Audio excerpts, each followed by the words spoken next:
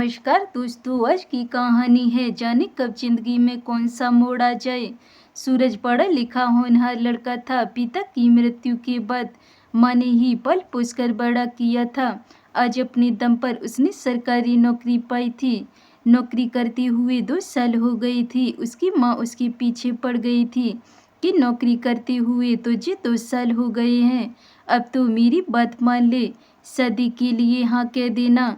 माँ को नाराज नहीं करना चाहता था, परंतु क्या करे, वह कुछ साल और माँ को खुश रखना चाहता था, इसलिए शादी के लिए हरी झंडी नहीं दिखा रहा था। कहते हैं ना, समय का पहिया हमें कैसी घुमाता है कि हम भी मात खा जाते हैं और हमें पता भी नहीं चलता है। वैसे ही एक दिन सूरज ऑफिस से घर आया था तो उसके मामा जी आए हुए थे। सूरज ने उन्हें नमस्ते किया और हालचाल पूछकर अंदर फ्रेश होने चला गया था। माँ ने चाय बनाकर सूरज को बुलाया। वह बैठक में चाय पीने आ गया। माँ भी वहीं बैठ गई थी। इधर उधर की बातें करने के बाद मामा जी मुद्दे पर आ गए थे कि उनके पहचान में एक लड़की है जो पढ़ी लिखी नहीं है, परंतु घर के सारे कामकाज में निपुण है। सूरज ने उन दोनों से कहा कि आप लोग किस जमाने में जी रहे हो। आजकल पढ़ाई का बहुत ही महत्व है। नौकरी करने की ही जरूरत नहीं है, पर माँ कम से कम अपने बच्चों को पढ़ाने बैठ जाए, यही बहुत है। मामा ने कहा, देख सूरज, तू बहाने मत बना, बच्चों को ट्यूशन भेजकर भी पढ़ाई पूरी करा सकते हैं।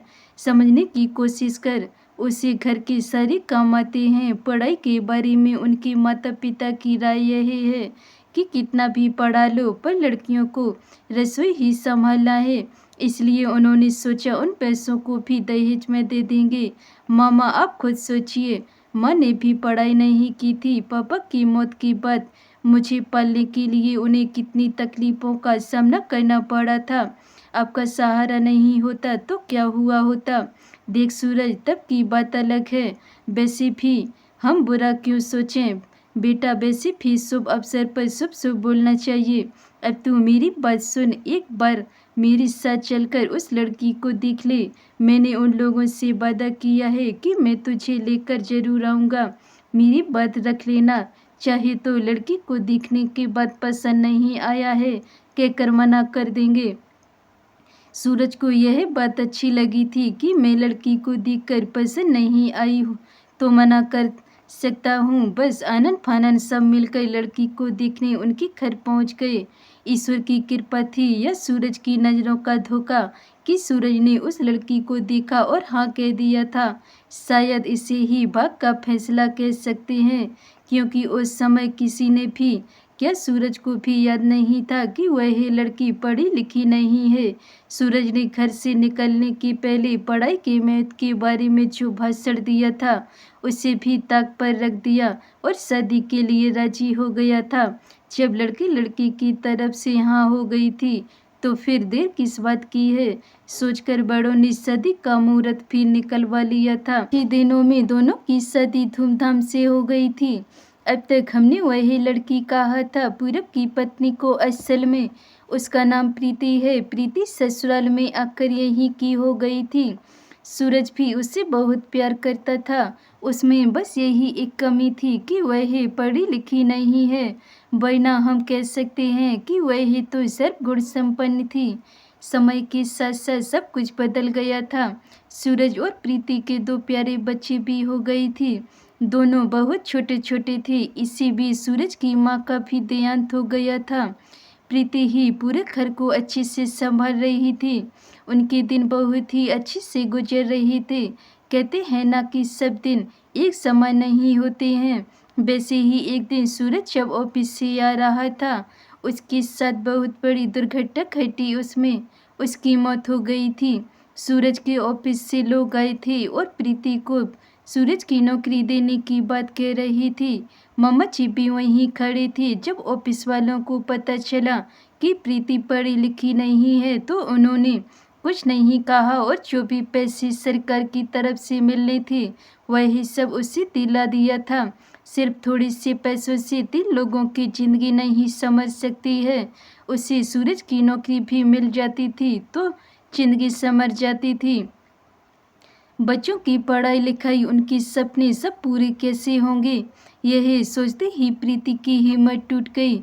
एक दिन उसने एक फैसला लिया और एक रात जब मामा जी सो रहे थे तो अपने दोनों बच्चों को लेकर समुद्र के किनारे खुदकुशी करने के लिए चली गई। वहाँ के गार्ड ने उन्हें देखा और पुलिस को बुला लिया था।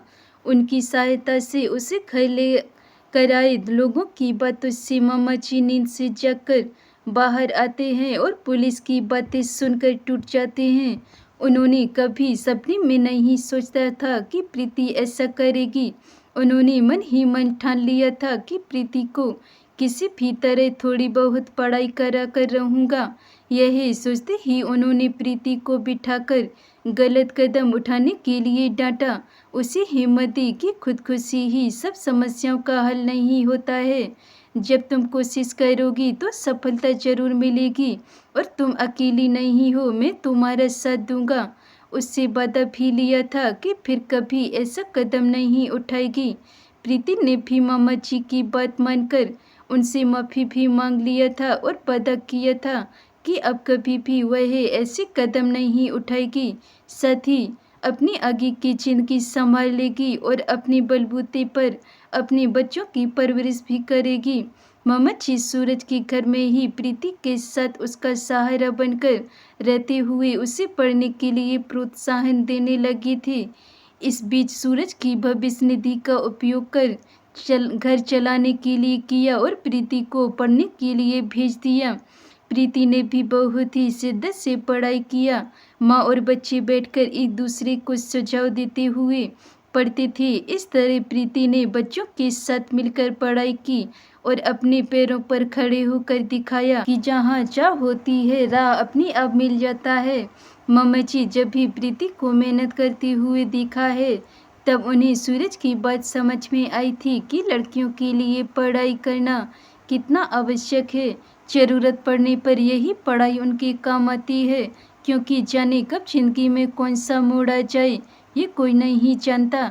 धन्यवाद दोस्तों। अगर ये मेरी कहानी आपको पसंद आई हो तो वीडियो को लाइक कमेंट शेयर ज़रूर करें। अगर चैनल पे नए हैं तो चैनल को सब्सक्राइब कर लें। मिलते हैं ऐसी और नई कहानियों के साथ, तब तक के लिए बाय बाय।